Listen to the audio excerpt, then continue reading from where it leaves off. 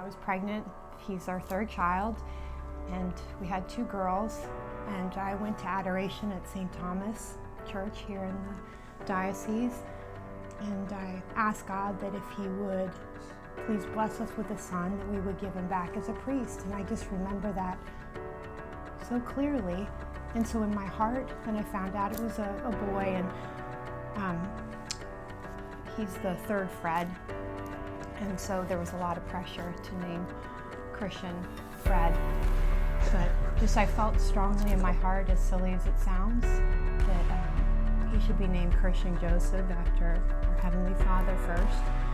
And so I guess just from the beginning I had this feeling that if it was God's will, he was just because I can't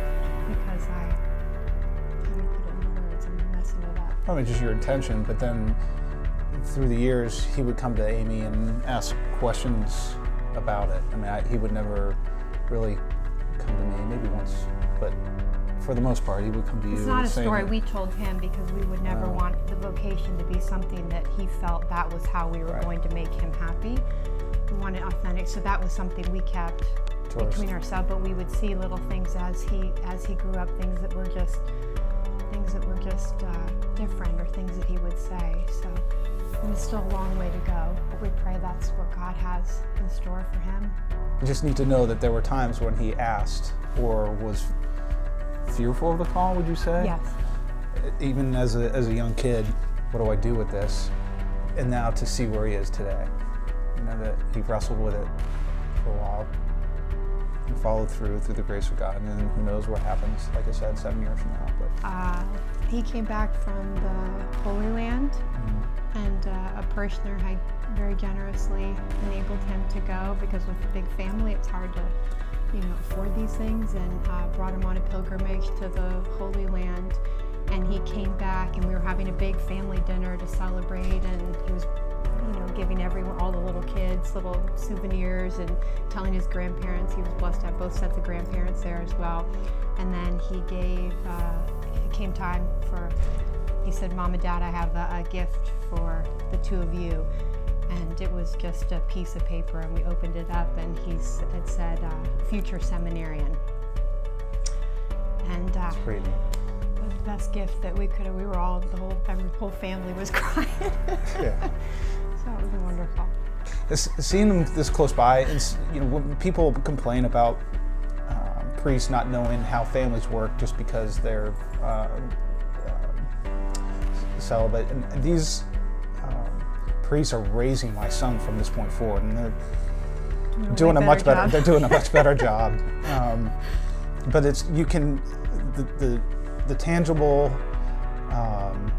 for us is that we get to see them close by, and seeing the mentorship or the fatherhood, really, of these young seminarians, dealing with everything that we dealt with as parents, but then taking it to a whole new level in terms of spirituality, and having that close to home is, I think, a great benefit to us, as opposed to if they were off somewhere else. You just wouldn't have that important reality of what our priests are giving up and what they're doing for our seminarians. The fact that, that whole saying that a shepherd should smell like his sheep because he's with them, and I think that having the seminarians so involved in the local parishes and so present in the diocese, they're really, as part of their discernment, they realize that that's part of their pastoral mission, is to be with the families always and constantly available. And I think that's such a beautiful part of their formation, that these seminarians truly are out with the people, and just taking that to heart and to prayer as they discern whether this is their calling or not, and also guiding our future priests of our diocese, that they will truly be holy men of God that will just minister to the people and smell like their sheep, as messy as we are. Yeah. The changes we see in Christian, we should have put them in seminary, 10 years ago?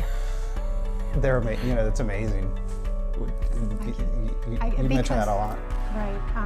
Just the pure joy, that I think has been amazing, and is countercultural, You know, people will ask, oh, he's at seminary and he gets up at 5 in the morning and does holy hour and turns in his phone every night. And to the world, especially having older children that have been through college, even wonderful Catholic colleges, it's so countercultural. And how could he possibly be happy in that kind of restrictive environment? And yet I can't accept for the fact that he's where God wants him to be right now. He is so joyful, but you can just sense a peace and a joy.